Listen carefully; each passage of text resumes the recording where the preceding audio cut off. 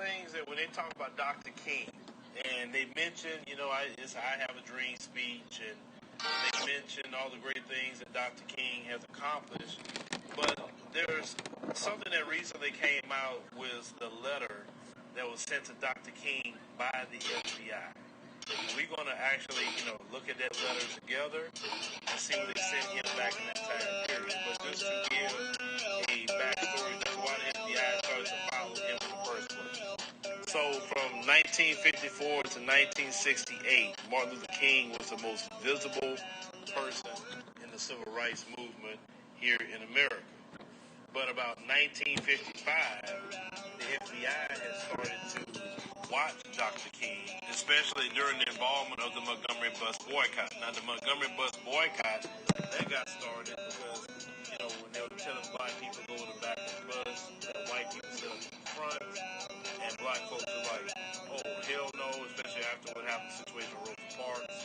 Then they boycotted the buses for a year.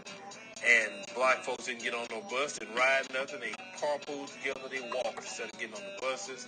The bus company lost so much money doing that, they had to end up changing the law behind that. So, understand something. You don't need quote-unquote politics to affect politics. What you need is the grassroots.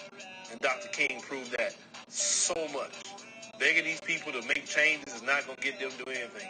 Power only recognizes power. But Dr.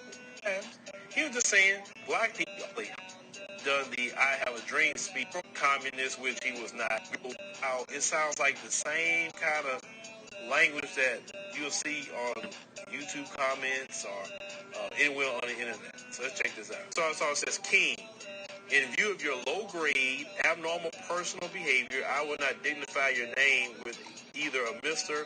or a Reverend or a Doctor, and your last name calls to mind only the type of king, such as King Henry VIII, and his countless acts of adultery and immoral conduct lower than that of a beast. King, look into your heart. You know you are a complete fraud and a great liability to all of us Negroes. First of all, black folks wouldn't even care about no King Henry VIII. And let you know it wasn't no black person wrote that. Is that white people in this country have enough frauds of their own, but I'm sure they don't have one at this time that is anywhere near your equal. You are no clergyman, you know it. I repeat, you are a colossal fraud and evil, vicious one at that. You could not believe in God and act as you do. Clearly, you don't believe in any personal moral principles. King, like all frauds, your end is approaching. You could have been our greatest leader. You could, even at an early age, have turned out to not be a leader, but a dissolute, abnormal, moral, impeccable. That we will now have to depend on our older leaders like Wilkins, a man of character, and thank God we have others like him. But you are done. Your honorary degrees, your Nobel Prize is a what a grim farce, and other awards will not save you, King. I repeat, you are done.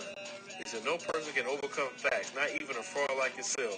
Lend your sexually psychotic ear to the enclosure. You will find yourself and in all your dirt, filth, evil, and moronic talk exposed on the record for all time. I repeat, no person can argue successfully against facts. You are finished. You will find on the record for all time your filthy, dirty, evil companions, male and females, giving expression with you to your hideous abnormalities, and some of them to pretend to be ministers